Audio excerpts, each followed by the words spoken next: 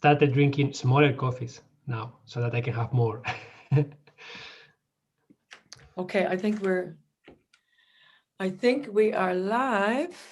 Yeah, I see the On light. your end, we are live. Hello, everybody. Yeah. We're just gonna go nuts and not tell you why we're here today. Why are we here today, Gary? Well, welcome to Coffee Talk. That's number one. We can't sit out in a cafe, so we're coming online to meet in the world's best cafe, Coach K's Cafe, online. And here we go. So, hi everybody, Coach K. I'm your personal adventure coach, as you can see in the background.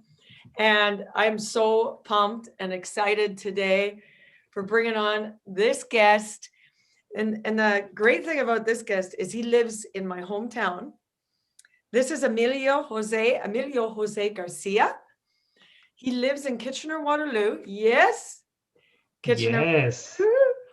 My, KW. my birthplace. And he's from my favorite city in the world. Barcelona. Barcelona, Catalonia Express. And yes, the two cities all packed into one. That's Emilio right here. But, hi guys, happy to be live with you. And Emilio and I are in the same coaching container. And the great thing about being coaches is I love the diversity of the type of coaches in the container. And it's so good because I have a certain thing that I do. And if someone comes to me and they're looking for something specific, to do with decluttering or organization, then this is your man. And if someone comes to me and they want to talk about Tantra or something else, then Dominique is your girl from last week. And that's why I bring new people on every week. But he is the master of decluttering. And so let's dive right in. Emilio, how long have you been helping people declutter their lives on an individual basis, on a company basis, on a family basis? How long? Tell us a little bit more about what you do. So officially, I started my business KW Professional Organizers back in 2012. But before that, I found myself doing this a lot. And I didn't even know that this was a career that I could choose to do. It just came naturally to me to just help people feel better in their physical spaces, eliminate the frustrations that they were experiencing, and just create a surrounding that is more inviting and appealing for the lifestyle that you want to live. So I would say that all my life I've been very interested in optimizing spaces and optimizing everything that is around me. But officially I started in 2012, like actually going to people's homes. And since then I have been in over 300 homes one-on-one with my partner Samantha and wife together, helping them create the spaces that they needed and eliminate that clutter that was holding them back. So give me an example of how was it holding them back? So once you went in there, decluttered, what changed in their life? What have you seen as a pattern? Like how does it affect the other areas of their life once they declutter? See, it's interesting, very interesting question. Majority of the times they contact us when they are on a crisis mode, and that's the truth. Majority of the times people are hitting a lot of pain, they're feeling very frustrated, they are very overwhelmed, they don't know how to get started. A lot of people have tried their best to do it themselves, but they just can't find a way to get it done. And a lot of times there is a lot of emotional attachment to the things, to the belongings. So when they start going through them, that emotional aspect is so huge that it's blocking them. They need that support. They need someone to help them go through that emotional attachment, go through that feeling that they are experiencing at that moment. And that's holding them back in the way that they can't perform their best. Maybe they go to their home office as it's full of papers, the desk, they cannot sit there, they cannot do the tasks that they want to be doing. Maybe they go to their kitchen and it's not functional, they cannot cook the food that they want to be cooking. Maybe they are paying late fees because they cannot find the bills on time. and everything kind of escalates to the point that they feel like, I need to do something about this, I need help. And that's when they reach out. And then that's when we come inside, and then we listen to what they have to say. We try to understand their frustrations. We try to understand what is that future bright uh, lifestyle that they want to live. Like, if we could snap fingers and finish a space, what is it? How does it look like? How do you feel in it? What are the activities you want to be doing? And then from there, we start to actually do the decluttering and organizing. So that's incredible. So you're there with them going through the stuff, but you're able to do it at probably record speed. Yeah, after doing it for so long, I can tell you that the first times we made a lot of mistakes. Of course, we were trying to, like, the first time we started doing paper, and that was a huge mistake because paper takes forever. And the visual impact that you see after a few hours of doing paper is pretty much nothing. So we learned the hard way that starting with paper, it wasn't a good idea. And then after doing this over and over, we started to develop a system, a process, a method. And then now we are consistently being successful, helping people like create that space that they want to see, sometimes in a matter of hours. It's pretty amazing to see the transformation that they can create with us once they know what they need and what they want. So you could go into a home for a day, let's say 6 hours, and completely, would you say you could completely get everything done within a day? Depending on I wouldn't say the whole house. What we always do, we always ask, once we understand the frustrations and the pains that they are experiencing, we always ask, what is the space that you can benefit the most from right now? Which one is it? And for some people, it's the kitchen. They want to feel better. They want to eat better. That's where they gather and they want to start there. Some other people is the bedroom. They want to sleep well. They want to relax at the end of the day. For some people, it's the living room. Some people, it's the basement. So once they choose the space, we can make a huge impact in sessions of 5 to 8 hours. We have done a lot of them where we can transform one space, just one. It depends on the amount of things that they have. It depends on how fast they can make decisions about things.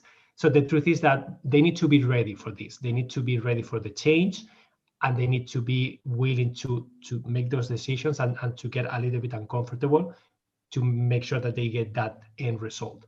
So that's why we do the screening, and we know when we can work with someone, and we know when we cannot, because we can sense if they are ready, and we can sense if this change will be too much for them or if they can handle it. Yeah, so it's really a combination of like coaching. It is coaching along with decluttering, because I'm sure emotions come up for your clients at, or like you said, attachment at the time. And it must be a gift for them to be able to deal with it at the same time. They get rid of the clutter, but are you walking them through, or let me just ask you, does stuff come up or do they get emotional? Do you see them crying? Do you see them, you know what I mean? Like what do you see in your clients? Everything from a single mom that suffered from abuse, for example, from her ex-husband, and she couldn't do the basement, or she couldn't do a specific room because when we started going through things that belonged to him, she just needed space to cry, and so that was one example. For example, when there is someone that when there is a death, for example, and people are facing those emotional things from that loved person, there is a lot of emotional attachment to that. A lot of the times we invest a lot of money in something like something to do gymnastics at home, or maybe we invest in a very expensive toy that we don't use. So there is a lot of guilt, a lot of embarrassment, a lot of, I didn't do anything with this, I'm worthless. And then people are very hard on themselves sometimes, and they just need someone to give them permission. They just need someone that is able to hold space and time for them to grieve, to digest those emotions that are showing up. That's why it's so important, and that's why so many times our sessions, as you say, are coaching plus mentoring plus doing the actual physical work. But if we don't combine those things, so many times we wouldn't be able to create the impact that they need, because just touching the physical things wouldn't be enough. There has to be a deeper layer there. A lot of people have defined us as, you are my therapist at home. We are not therapists by any means, but we work with a lot of people that they go to their therapist, but their therapist never comes to their home. When we go to their home, we are stepping into where they live, and we can see very clearly habits, routines, how they manage spaces. There is a huge reflection on how they feel, how they function mentally and emotionally. And we can, from our experience now, after seeing so many homes, we can tell from seeing the space and from asking a few questions why things are happening, how that person is feeling, and how we can start the process specifically for that person on the most efficient way and in the way that can be the most helpful for that specific person. You're a magic man, I tell you. Now, because I truly think what you have is incredible, and so many people are in need of that, but maybe they just can't physically say it or ask for help, but that's just what they need. What's coming to mind is, for example, with myself and my partner, we are the same. We like to have a lot of stuff around. Mm-hmm. It gives us a warm feeling. It suits the room. So here in Austria, it looks sort of like a mountain hut. It's got things on the wall. It's kind of rustic. Yeah. But someone else might come in and say, that's chaotic, or, but it works for us because we get compliments, people saying, it's so warm and cozy in here. Oh, feels so welcoming and warm. And then there was another woman here in Innsbruck. I went to her home, and she is a entrepreneur, like she lives on her own. And I go in her home, there's nothing in there. There's not a drop of, you wouldn't think anyone lives there. And I go in there, and you could say that's clean, but I didn't feel good in there. But that's her style. She feels good in sterile. And like, she has the most cluttered thing is the book beside her bed. Everything's clear, not one thing out of place. And I don't feel for me, I don't feel comfortable in a place like that. And actually, when her personality kind of met, her personality kind of matched what I saw and felt in her home. But you had mentioned to me before, it's more about how we feel in it, right? It's more, so if I'm in this space and I feel cluttery and I feel anxious around, then I have to do something about it, right? Absolutely. So for you, Carrie, and for everybody who is watching this or listening to this, This is not about someone else. This is all about you. And that's the first thing that we always do with people, always asking, there is no right or wrong here. This is your space. Let's make it amazing for you. And that means something completely different for every individual. There is no judgment here. Sometimes, as you say, we walk into someone's office and it looks messy from the outside. But when I ask that person, how do you feel here? Great. How do you function here? Great. Can you find everything when you need it? Yes. Do you have any frustrations? No. So why are we here? Because my wife told me that is messy. Well, guess what? Your wife is no one to tell you, unless they share the space, that's a different story. When there is a shared space, then you have to find boundaries. But as you are saying, everybody has their own way of decorating the space, their own way of functioning in that space, and needs are different for every individual. And there is a lot of whys and a lot of deeper reasons of why you feel well with things and why other people may need empty spaces. There is no right or wrong here. It's whatever makes you feel well and whatever you can create so that you can do the activities and you can feel this the way that you want to feel in that space. That's why it's so important to not try to like create a system of follow something to the T, because you need to listen to yourself. You need to understand what is it that you want, why, and just create that in your space. It's your space. Do whatever you want with it. And as long as you don't feel frustrated, as long as you can operate and function and feel well in it, it doesn't matter how it looks like. Yeah. Amen to that. How did you get interested in this? What happened in your life that turned you in this direction? Like, what were you doing before organization? What were you doing before you started this? I wasn't doing anything related. My dad was a carpenter.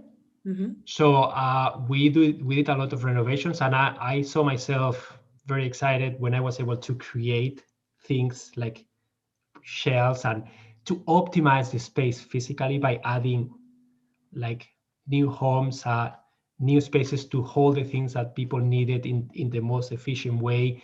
So I will say that was an entry point for me, I was very aware of how I was feeling in my own space. And I was aware that when things were not in place, I didn't feel well. So I had the ability to now create a better space for myself.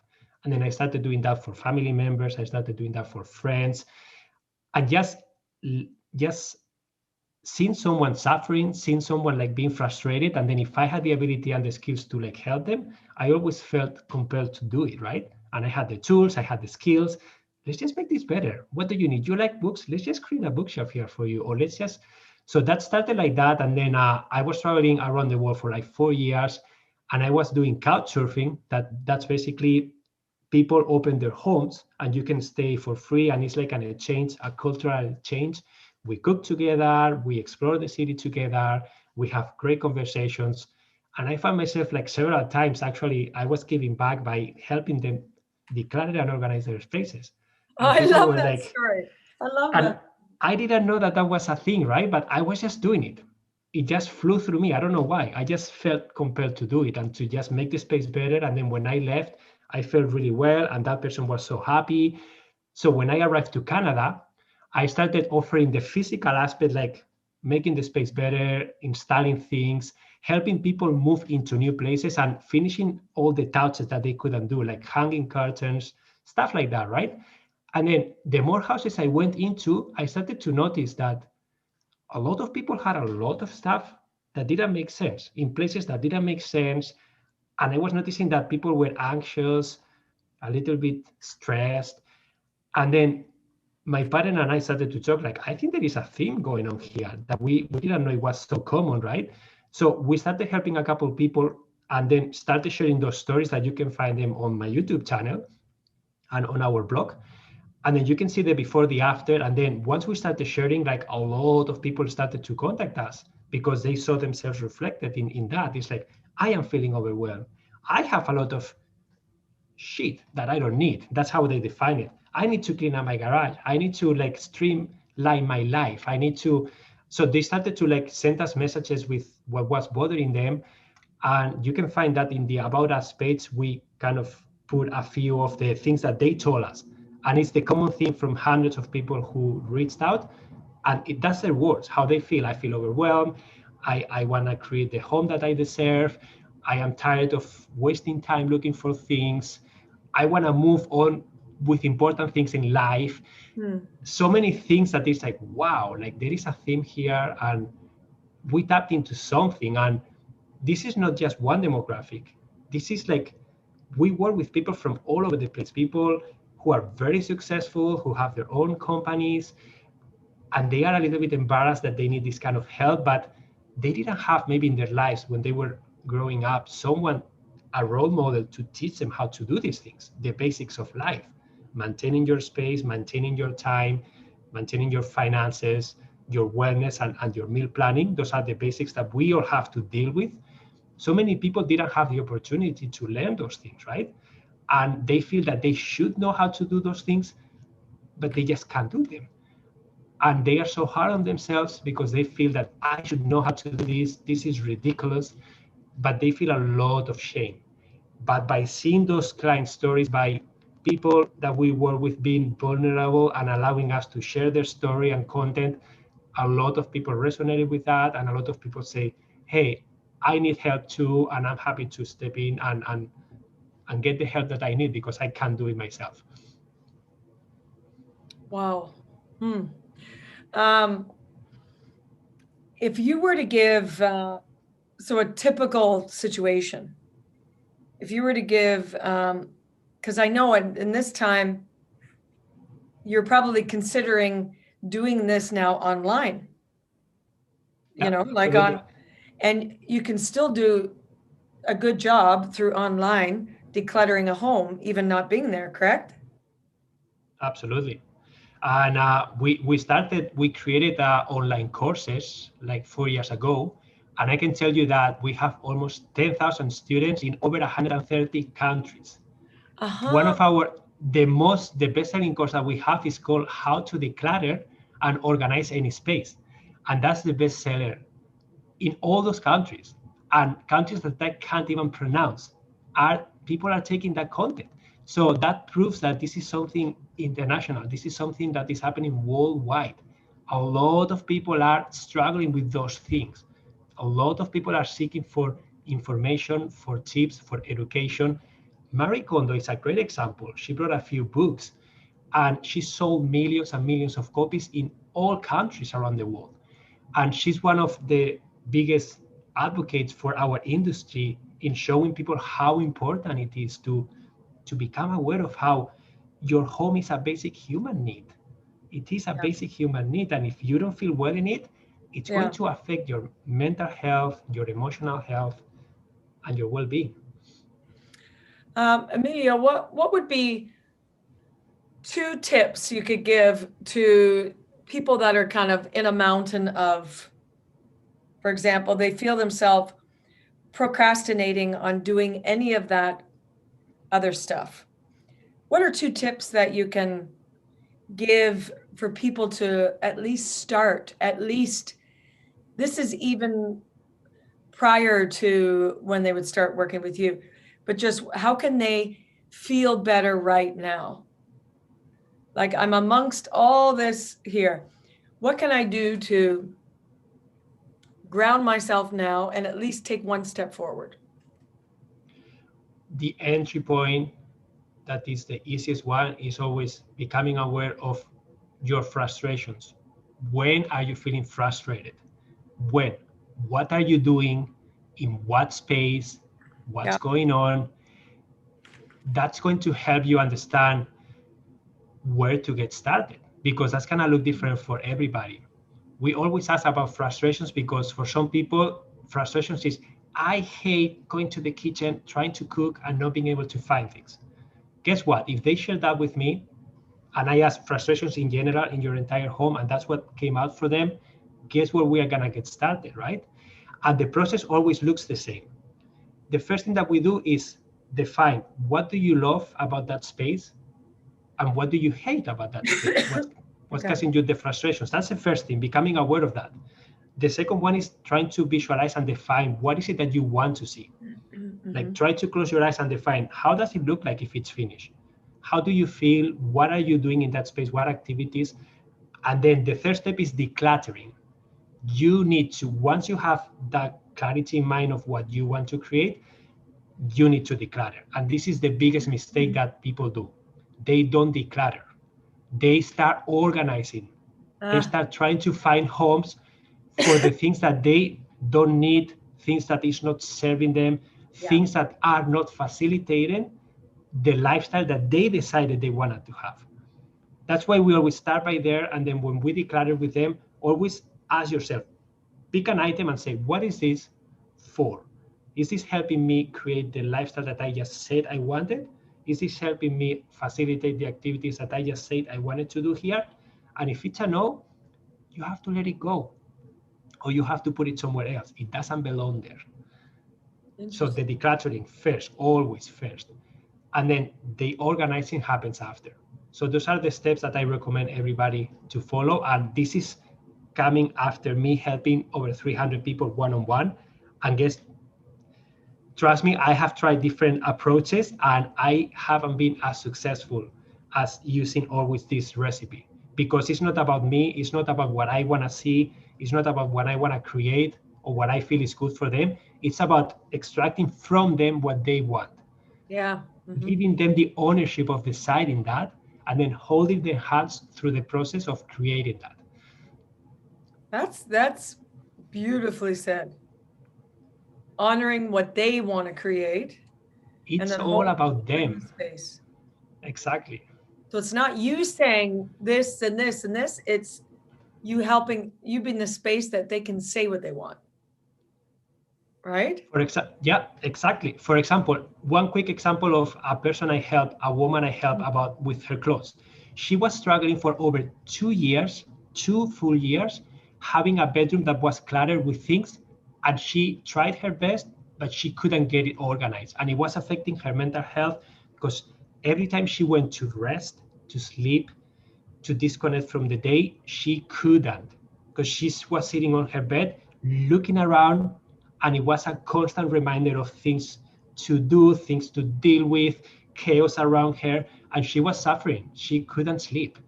So when we started working together, the first thing I told her is like, okay, you have a problem here of having too many clothes and too little of a wardrobe. So there is that imbalance. So you have to define, before we even get started touching anything, I want you to tell me what is it that you want. I want you to create a piece of paper and tell me how many pair of pants do you need? How many pair of t-shirts do you need? Why? And then she had to take the ownership of saying, okay, I need 5 pair of working pants. She works at a store and she needs a specific outfit for that store. So she needs 5 of those because she does laundry once a week. So 5 outfits is enough to get her through the week. And then I need this many for casual, this many for summer. So she defined that, she created a list. And then guess what happened? She started doing the decluttering, and then the decision making is not overwhelming anymore because she was looking at the list. And I always told her, start with the things that you love the most. Just pick the top 10 pair of pants, the top 10 t-shirts, and then you can keep going with the rest after. In 2 days, she finished her room after being 2 years stuck, not being able to move forward. So that's just one example of how powerful this can be. And it's so simple. It's isn't everything though? You come back to simple, but when we look at everything all at once, then we don't even want to start. But It's if very you, overwhelming. yeah, you're like, okay, well, do I start over there? But if you don't, like you said, it's just like anything, if you don't have a plan, then, or a general, what's my outcome, then you're kind of directionless. You don't know, okay, well, I'll keep that because I bought it 10 years ago. I've never worn it, but I paid $200 for it, so I should keep it. And that's when we start diving into, we will ask, okay, how is this serving you for the new reality that you want to create for yourself? How is this going to help you get there? And it's not about me deciding, it's they have to come up with the answer, right? Yeah. And then sometimes we go into a rabbit hole that it's necessary because they need to grieve that. They need to grieve that feeling. They need to allow for that feeling and emotion to go through them, understanding, digest it, and then let it go. And if that doesn't happen, that item is gonna always be there. And anytime they look at it, it's gonna bring that back and it's gonna be unresolved. Interesting. Very And interesting. when you multiply that by 1, 5, 10, a lot of things around you that are constantly reminding you of guilt, purchases that you didn't use, stuff that you don't need, things that you need to take to someone, that's piling up, and then you can't relax because you are constantly thinking about, I'm not done, I can't relax, I have to finish all these things, but I Yeah. don't know how to. And then it's like this cycle that never ends. Wow, this is powerful stuff. What you do is powerful stuff. So we're going to put your info here on the live video above. and anybody from KW, but actually anybody from overall, because it doesn't matter, right? In this day and time, it doesn't matter where you are, but you can still get the same support to have you take the hardest step as the first step, right? Is asking for help with it. It's the mindset, it's the awareness, yeah. I'm going to ask you a question here. I have my magic cards. Ooh, I like it. Magic cards. Just pick a number between 1 and 12. 6.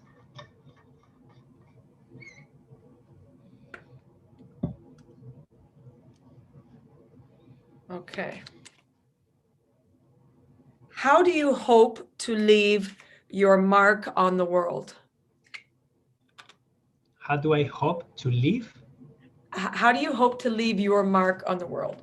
How do you want to affect the world? How do you want to impact the world? I want to reach millions of people with my content.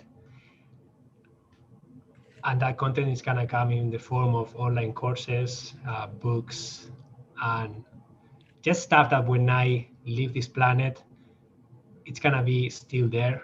And it's going to be inspiring stories from people who have gone through the process. It's going to be everything that I learn. I want to be able to leave it behind me so that someone else can enjoy and benefit from it. So that's the mark that I am working towards. And so far I have reached 10,000 people. But I want to reach millions with the content. That's the mark I would like to leave behind me. Incredible. Let's move with that one, baby. Yeah, let's make it happen. Make it happen. So we close it off with just a little bit of dancing. Baby, baby, no music in the background. But Emilio, I thank you for bringing your heart and soul here. You're an amazing human. That's why I asked you to be on here. I could feel it right away. And you're impacting lots. And you're from my city. Well, you live in my city. So Small world. Yes. So like we said, we're going to put in some info above here. And if anybody has any specific questions, write them under the live video, or we will have a personal contact you can reach as well. Yeah, and there is a lot of free content that I create. Happy to point people into the right direction if they have any questions. Probably I have created some video or something that they can read or watch or something. Yes, everybody. Fantastic. Thank you. Have a fantastic Tuesday. Emilio, we're going to see you this week as well. On the other side. Adios. Adios.